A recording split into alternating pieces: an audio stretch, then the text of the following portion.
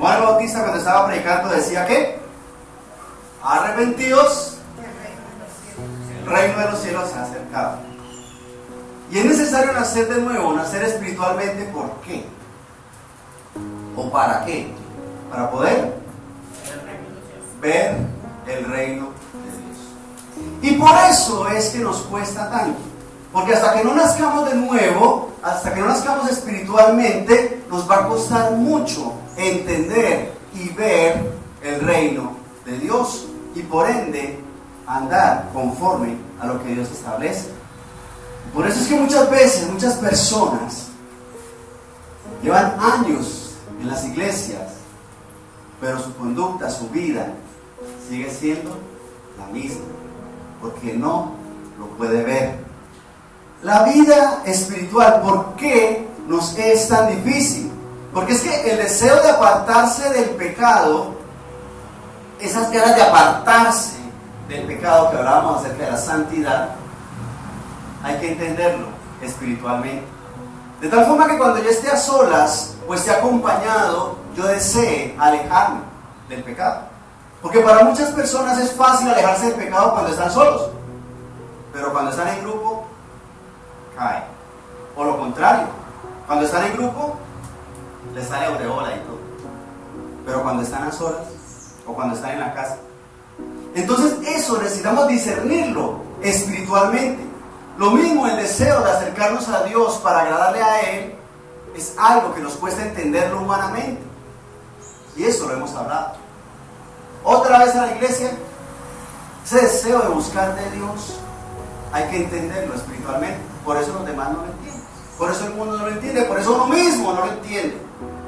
Yo voy a la iglesia de vez en cuando porque con eso debe ser suficiente. Porque no vemos el reino de Dios hasta que no nacemos de nuevo. Y resulta que todo este proceso de la vida espiritual es algo que nos cuesta asimilar, porque nosotros somos seres humanos formados humanamente. Desde pequeños nos enseñan las matemáticas, los números, la biología, y a medida que vamos creciendo nos enseñan a hacer trabajo o negocios o planes en lo natural, en lo humano, en lo físico. Pero en lo espiritual no somos formados. Y por eso nos cuesta abrir los ojos y ver lo que es espiritual. Y vamos a ver unos ejemplos. Vamos al libro de 1 Samuel, capítulo 17, verso 26. Entonces habló David a los que estaban junto a él, diciendo: ¿qué harán al hombre que venciere a este filisteo y quitare el oprobio de Israel? Porque ¿quién es este filisteo incircunciso para que provoque a los escuadrones del Dios viviente? En este momento, en el contexto de este pasaje, estamos entre David y Goliat. Goliat, conocemos qué fue lo que pasó, ¿cierto? Hombre gigante enfrentado en guerra contra Israel. Se paseaba de día y de tarde diciendo que si alguno lo venciera a él, ganaban la batalla, pero si no, todos perdían. Y como era un hombre altísimo, grande, corpulento, todos estaban contentos o asustados. Bastante asustados. Y aquí David apenas era un muchacho. Y vemos que David llega y dice, pregunta: ¿qué harán al hombre que venciera a este filisteo, a Goliat, y quitar el oprobio de Israel? Porque había recompensa por el que venciere a Goliat. El rey, al ver la situación tan difícil, dijo: pongámosle precio a la cabeza de Goliat. Ofreció riquezas, disminución de impuestos, inclusive entregar su hija en matrimonio, lo cual era algo muy grande para cualquiera que lograra vencerle. Pero entonces le pregunto, ¿cuál fue la motivación de David para enfrentarse a Goliat? ¿Cuál? Quitar el oprobio de Israel. ¿Qué más? ¿Qué más lo motivó? ¿Sería la recompensa? No. Está bien la recompensa, pero esa era la motivación central de David.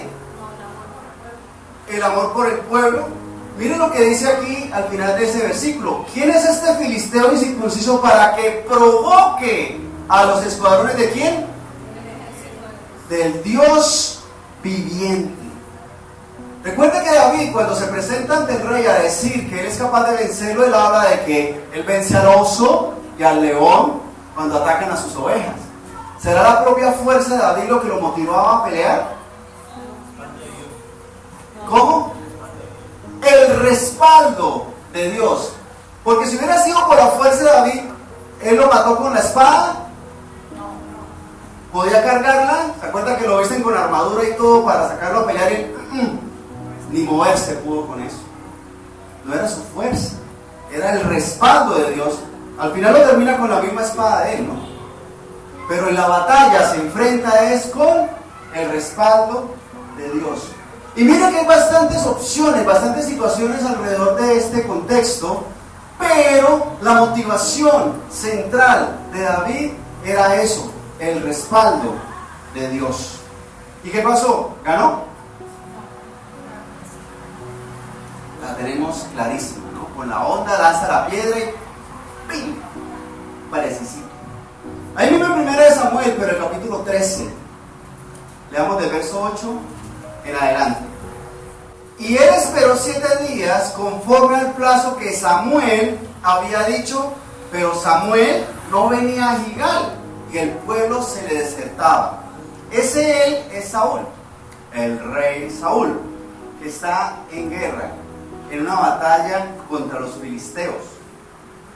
Y Samuel es el profeta. Y aquí dice que estaba esperando ¿cuántos días? 7 días. Conforme al plazo que Samuel había dicho. El profeta le había dicho, espérame 7 días y allá le llego. Pero no llegaba. Dice, pero Samuel no venía a Gilgal, que es el sitio donde estaban. ¿Y el pueblo qué pasaba? Se le desertaba. Estaban en una batalla. Saúl tenía más o menos 3.000 hombres. ¿Cuántos son 3.000 hombres? ¿Bastantes? Bastantes. Pero los filisteos tenían como 36.000 hombres. Son más bastantes, ¿cierto? Dice, hombres armados y gente de a caballo eran como 36.000, más un montón de gente sin número. O sea, eso era muchísima gente.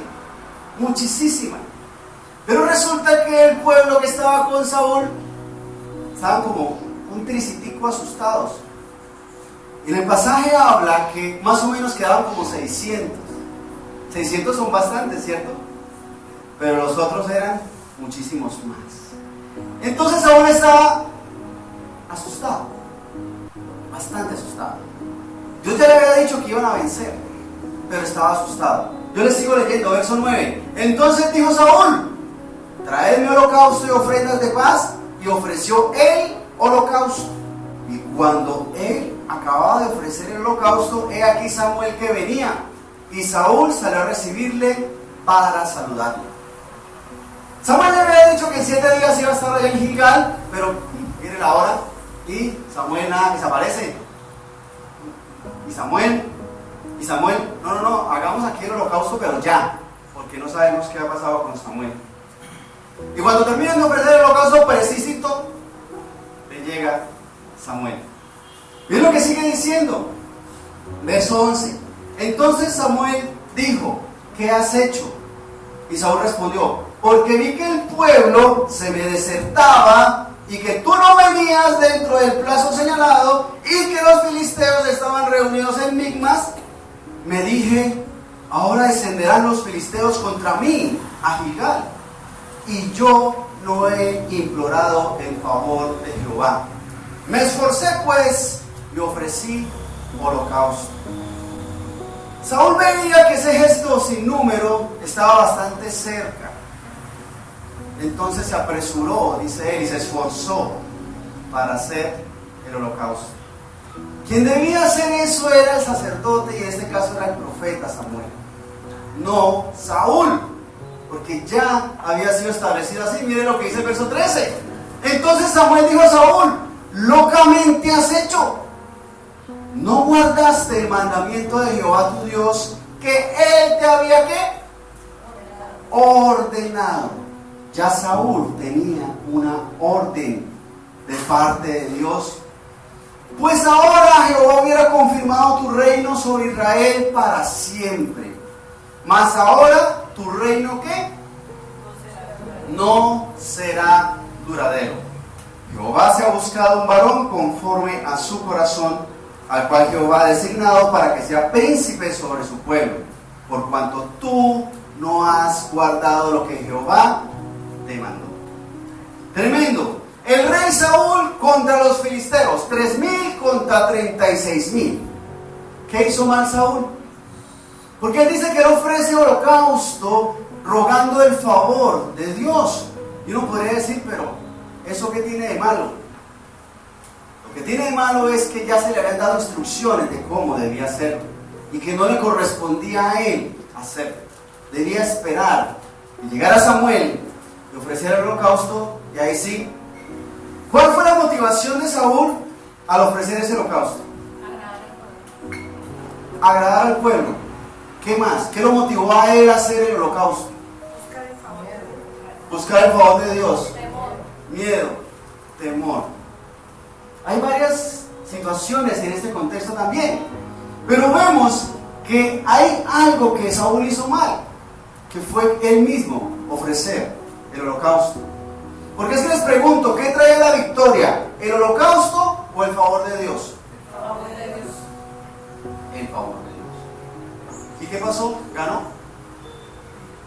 Si miramos el pasaje, es esa guerra en la que se va el hijo Jonatán con su escudero y se enfrentan a unos pocos y los vencen.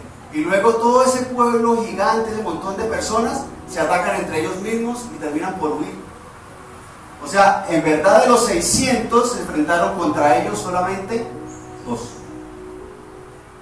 Las matemáticas de Dios son cosas serias. 2. Jonatán y su escudero. Luego lo leen en casa. Ganaron y sobrados. Porque entre ellos mismos se confundieron. Eso, Jonatán y su escudero llegaron allá donde estaba a mirar a ver qué se podía hacer, qué tal, y se enfrentaron como a 20 y los vencieron. Y entonces los demás, uy, mira, aquí están ya los hebreos peleando, ¿qué tal? Vayan todos al ataque rápido. Y en ese desorden terminaron atacándose entre ellos mismos. Y así ganaron. Miren la situación, porque es que Saúl se deja presionar porque ¿qué estaba pasando con su ejército? Estaban desertando y las matemáticas no le cuadraban. Tenía miedo. Y esa fue la motivación principal por la cual Saúl ofrece el holocausto. Su motivación fue el temor de lo que estaba pasando alrededor. Otro ejemplo, Evangelio de Juan, capítulo 8, y vamos a ver del verso 39 en adelante. Respondieron y le dijeron, nuestro padre es Abraham. Ese respondieron aquí son los fariseos. Respondieron y le dijeron, nuestro padre es Abraham. Jesús les dijo, si fueseis hijos de Abraham, las obras de Abraham harías. Pero ahora procuráis matarme a mí, hombre que os he hablado la verdad, la cual he oído de Dios. No hizo esto Abraham. Vosotros hacéis las obras de vuestro padre. Ese padre está con minúscula. Más adelante dice cuál es. Entonces le dijeron, nosotros no somos nacidos de fornicación, un padre tenemos que es Dios. Jesús entonces les dijo, si vuestro padre fuese Dios, ciertamente me amaríais, porque yo de Dios he salido y he venido.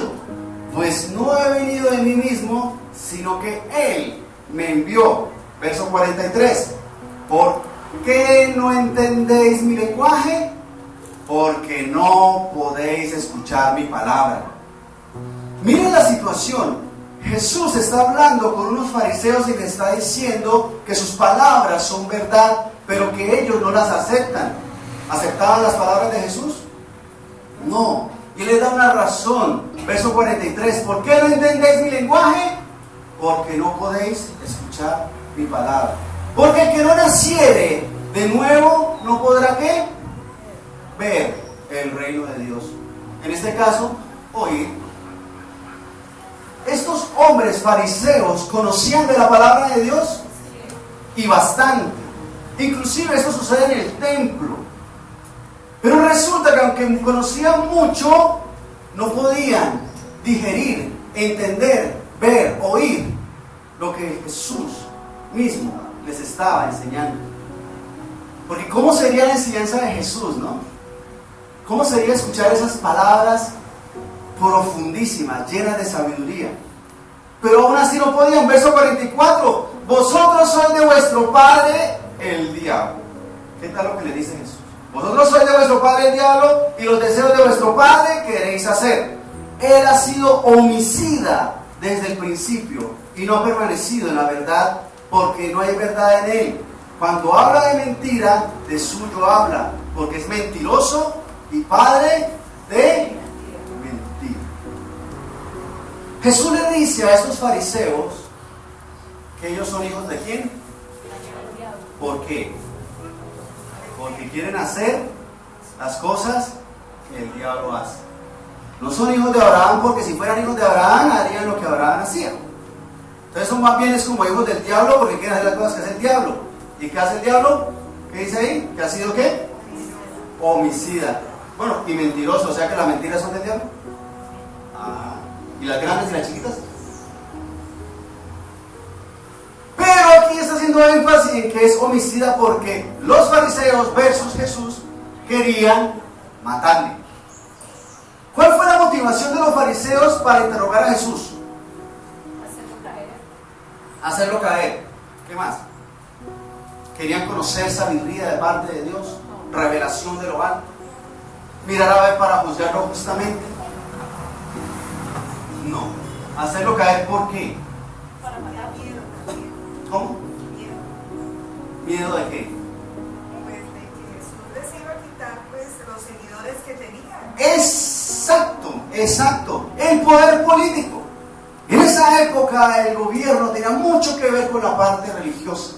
Y estos líderes religiosos tenían el poder político. Y Jesús se estaba levantando en medio de un pueblo y tenía seguidores.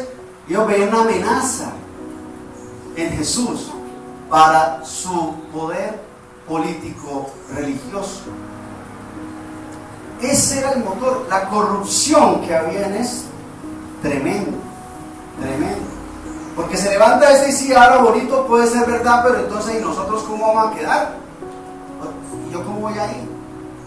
No veo que nos esté ofreciendo una parte de la tajada que nos corresponde. Corrupción. Les pregunto, ¿era espiritualidad lo que los movía? ¿Era ese nacer de nuevo de estos fariseos que estaban viendo la salvación y la vida eterna? ¿Y el amor y el gozo de la salvación en Cristo? No. Veían era una amenaza en Jesús. ¿Cómo será que el verso 48 dice: respondieron entonces los judíos y le dijeron: ¿no decimos bien nosotros que tú eres samaritano y que tienes demonio? Qué espiritual, es cierto. Querían reprender ese espíritu demoníaco que ellos veían en Jesús, para hacerlo libre, ¿cierto? ¿Eso es lo que estaban buscando? Para nada, ¿cierto? ¿Y qué pasó con los fariseos? ¿Ganaron? ¿Mataron a Jesús? Sí. En su contexto de esta lucha contra Jesús, ganaron, lo crucificaron. Pasó de todo, ¿no? Soborno, corrupción, la venta de Jesús por las monedas de plata, mejor dicho, de todo. Se confabularon, de todo pasó. Y ganaron. Mataron a Jesús. No lo entendían, no lo estaban viendo. Y es que ese es el asunto, la vida espiritual, ¿por qué nos es tan difícil? Porque es que miremos en el contexto de ellos y de esa época. Son el poder político corrupto y ven a alguien que es una amenaza. Y sí habla bonito, pero es una amenaza. Entonces la solución es matar, hacer lo que sea. Lo que pasó con Saúl. Estaba en un contexto social, político importante, estaba en una guerra. Y su pueblo estaba desertando, estaba perdiendo seguidores. La solución que se le ocurre por miedo es ofrecer holocausto y hacer algo que no conviene, sencillamente porque se dejó presionar. Y es que de lo que nos cuesta tanto movernos o vivir la vida espiritual es la influencia del entorno. Es muy difícil por eso. Le pregunto, ¿el entorno de nosotros está a favor o en contra de la vida espiritual? En contra. ¿Por qué? ¿Por qué? Vamos a ver qué dice el Señor de ese por qué. Libro de Romanos, capítulo 1, verso 21. Pues habiendo conocido a Dios, no le glorificaron como a Dios ni le dieron gracias, sino que se envanecieron en sus razonamientos, y su necio corazón fue entenebrecido. Y es que vemos que desde siempre han habido razonamientos opuestos a Dios, y vimos los ejemplos, ¿no? ¿Hace cuántos añitos sería lo de Saúl? Lo de David y Goliat, lo de Jesús mismo. Había gente que se oponía a lo que Dios establece desde siempre. Y eso lo vemos hoy en día. Es que hay mucha gente que se cree más inteligente que Dios, ¿o no?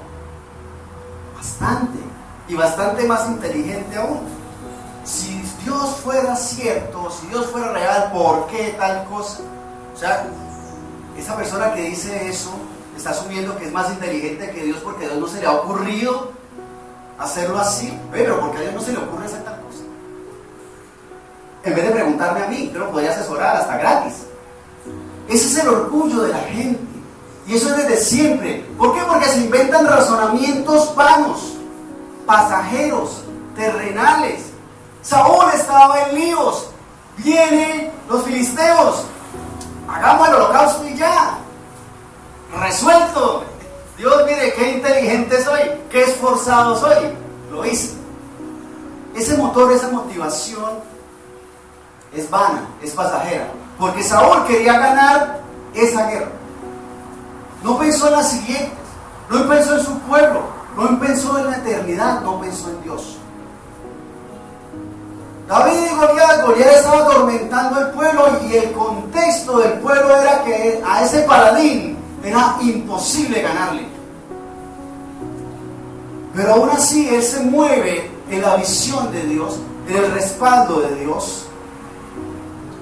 Porque el contexto era, al contrario, muchachín, eche para casa y corra lejos porque esta batalla, de esta no salimos. Si ven, ese es el contexto. Jesús predicando tenía el poder político alrededor que querían exaltarlo y bendecirlo. No, ¿cierto? Todo lo contrario, razonamientos vanos, terrenales, porque esos gobernantes religiosos buscaban el bienestar del pueblo, ¿cierto? Buscaban la eternidad con Dios, ¿cierto? No, cosas pasajeras. Que mi puestico no se pierda, que mi platica no se pierda, que mi posición política o social no se pierda. ¿Vemos eso hoy en día? Desde hace bastante tiempo. Pero ¿qué sucede? Dice que, sino que se envanecieron en sus razonamientos, o sea, razonamientos vanos. Y su necio corazón fue ¿qué? Entenebrecido. Persisten en esos razonamientos que no sirven, que van en contra de Dios, hasta que la conciencia se les oscurece, se les entenebrece, ya no sienten nada. A eso matemos a Jesús y a los que vengan, con tal de que sigamos como estamos. No les duele, no les pesa, porque a Jesús intentaron matarlo a piedra. Bueno, la muerte fue más cruel, creo yo, pero buscaba matarle. Verso 22: profesando ser sabios, se hicieron necios. Mire, profesando, o sea, predicando, pregonando, enseñando. Sus necios razonamientos era lo que enseñaban. Por eso buscaban a Jesús y le decían: a ver, vamos a hacerle 3 preguntitas ahí para corcharlo. Tin, tin, tin, tin. ¿Sí? Para que todos vean que lo que nosotros decimos en nuestros necios razonamientos entenebrecidos es correcto. Porque no llamaban a Jesús: Jesús, venga a lo bien, como amigos. Lo que usted está diciendo no es cierto.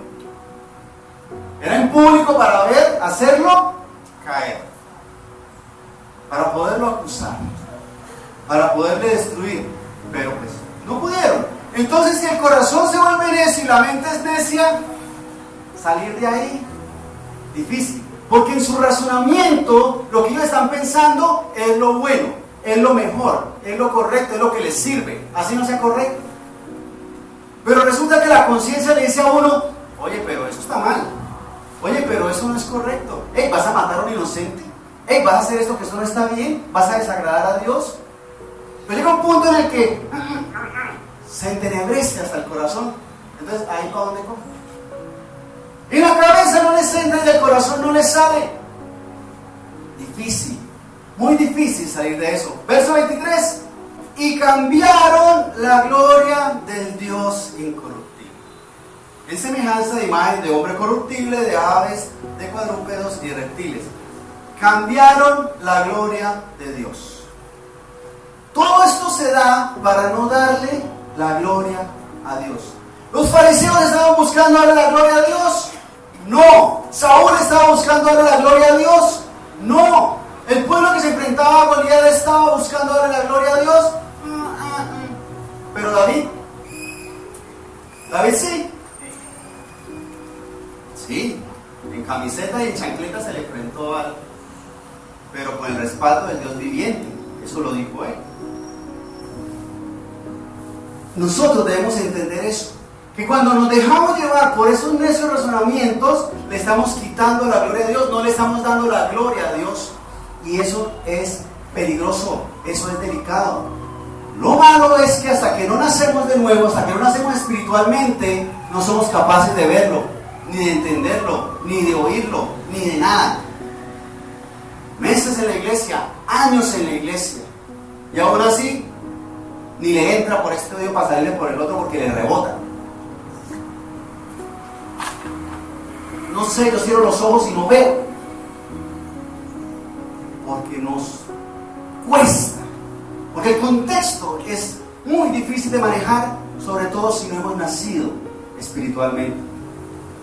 No hemos nacido del agua, del arrepentimiento, ni hemos nacido del Espíritu, de ver la vida espiritualmente. Y por eso si uno escucha frases como esta, es un poquito de pecado, no es malo. ¿No es malo?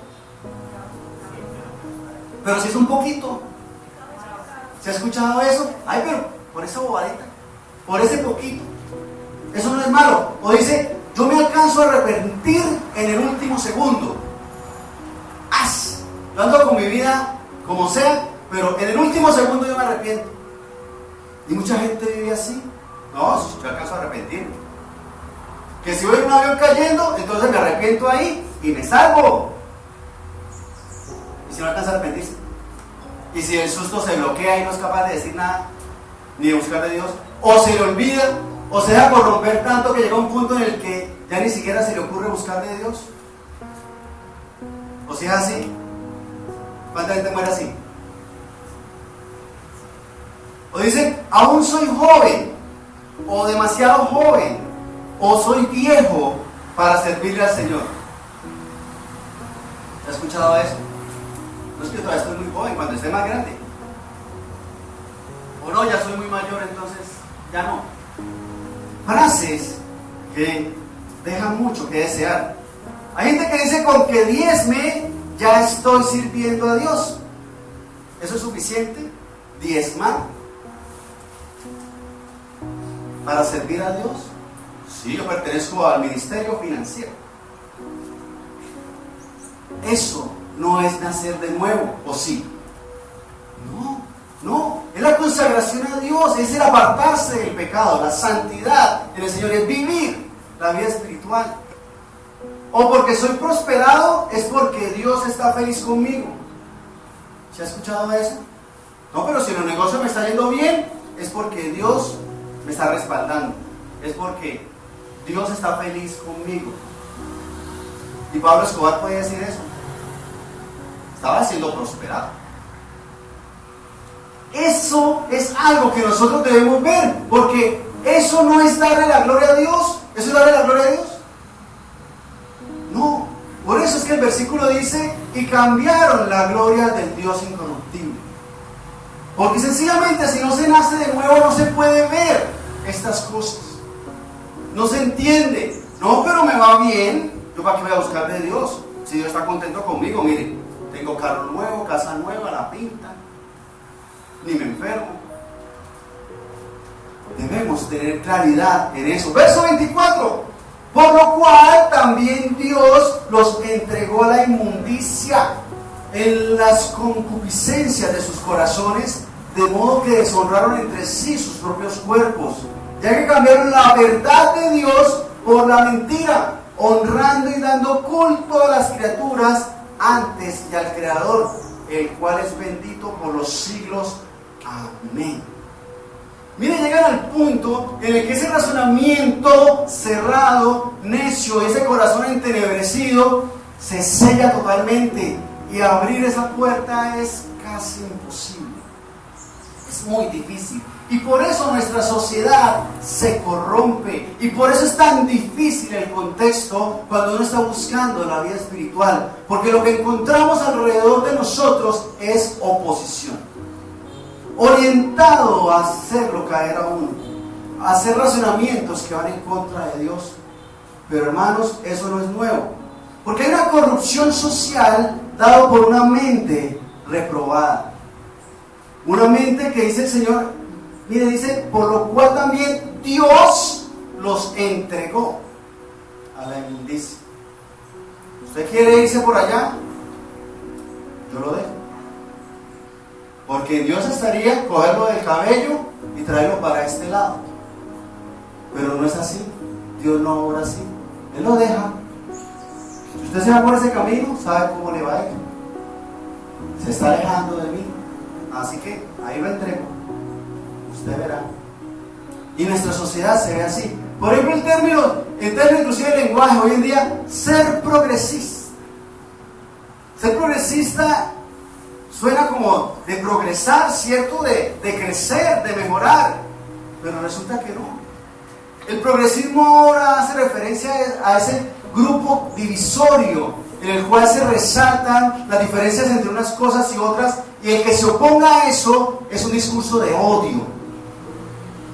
Y usan esos términos para que como que uno se sienta, uy, sí, tengo que respaldarlo porque si no estoy odiando y no estoy progresando, no soy progresista.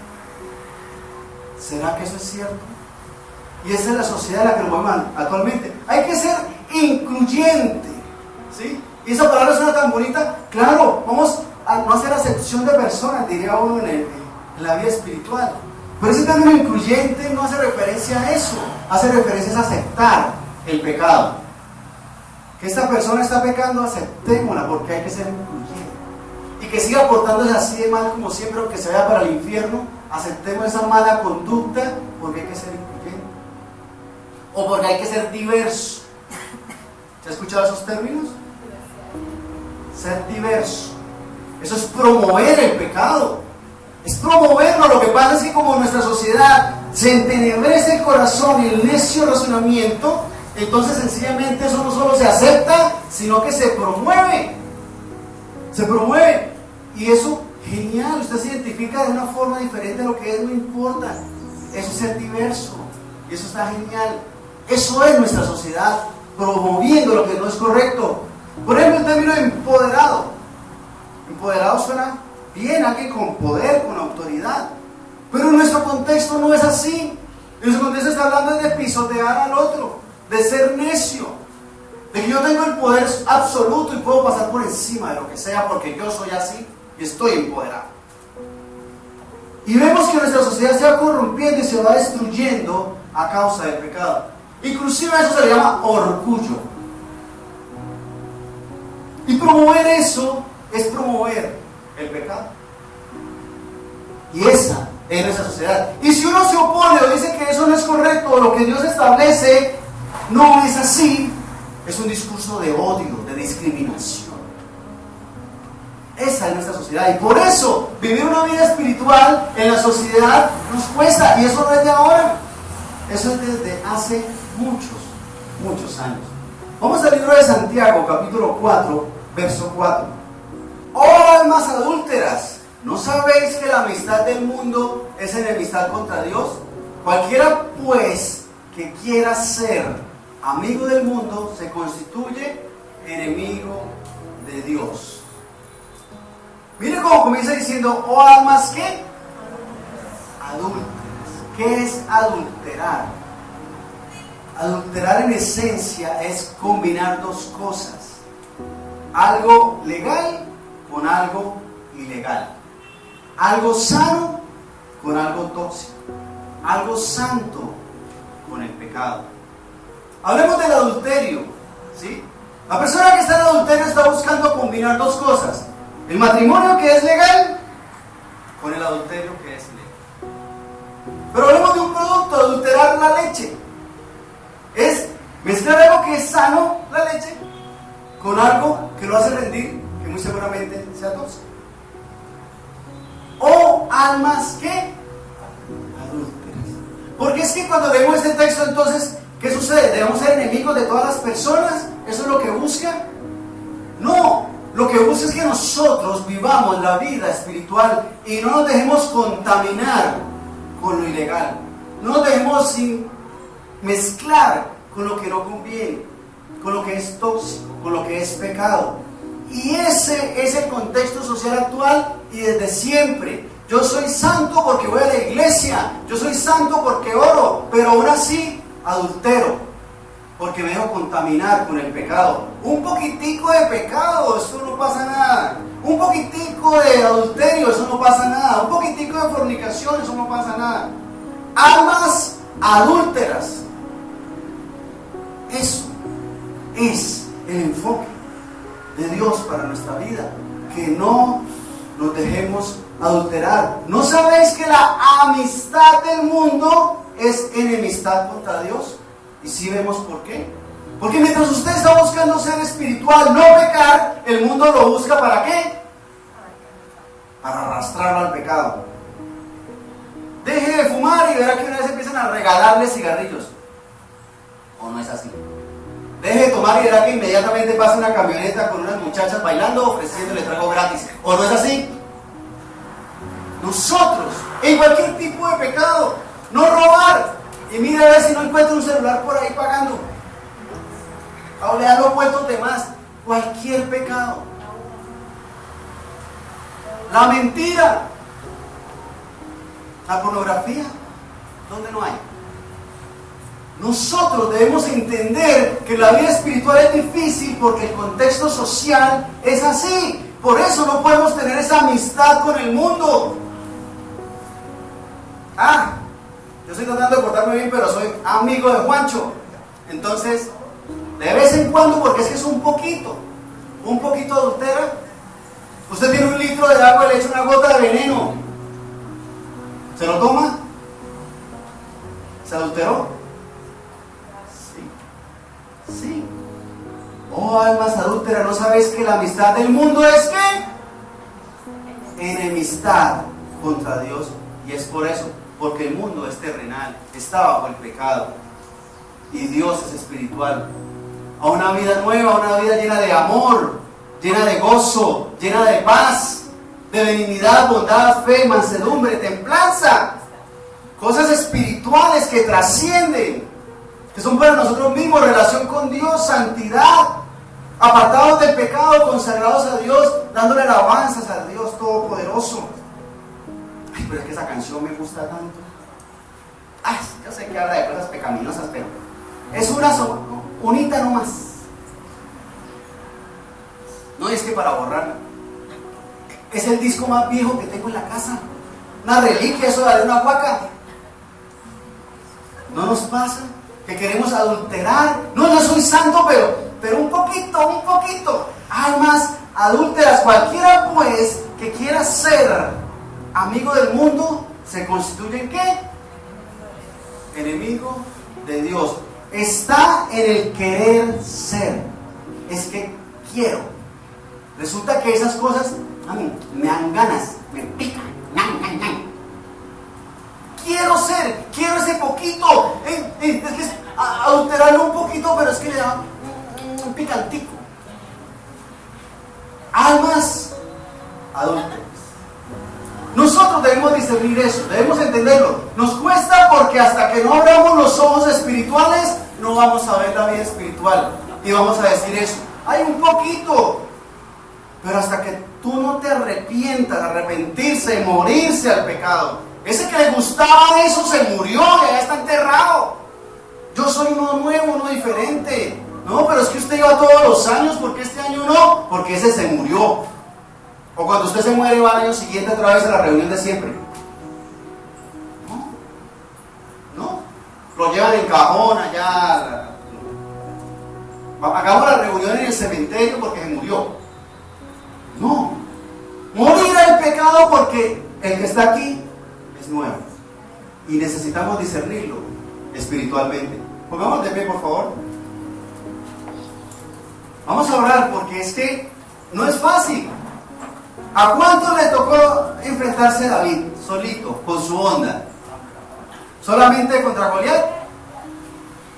No, ¿cierto? Hasta el mismo rey le dijo, está como flaco, muchacho. Pero igual, se quiere bloquear, hágale. La familia de él lo respaldó. ¿Usted qué hace aquí, David? Pasar ahí chismeando, ¿no? Devuélvase. Los soldados, hombres grandotes, musculosos, con armas, a favor de que David fuera a pelear. Dejémoslo. Vamos a ver. Jesús, ¿el respaldo de quién era, hermanos? De Dios. Y por eso es que nos podemos mantener firmes, porque tenemos el respaldo de Dios. Señor Dios Santo, Rey Todopoderoso, ante tu presencia en este momento queremos darte a ti la alabanza, la honra y la adoración, Señor. Y rogar delante de tu presencia, Señor Dios Santo, para que en nosotros esté el querer alejarnos del pecado, nacer espiritualmente, nacer de nuevo, para poder ver tu reino. Oh Señor, arrepentirnos de nuestros pecados, de nuestros errores, de las cosas que hemos hecho mal, Señor, morir al pecado y nacer a una nueva vida. Oh Señor, y vivir espiritualmente para poder ver, Señor, los frutos del Espíritu Santo en nosotros. Poder ver, Señor, nuestra relación espiritual contigo y apartarnos del pecado y consagrarnos a ti y servirte. Y poder ver espiritualmente a nuestros hermanos para buscar el bienestar de ellos y predicar tu palabra, Señor. Y ser testimonio para ayudar a los demás, Señor. Pero eso hemos de discernirlo, de entenderlo espiritualmente. Por eso hoy venimos a rogarte que nos ayudes para que dejemos de querer ser amigos del mundo, porque nos estamos volviendo enemigos tuyos. Pero tú, Señor, nos has salvado con tu gracia.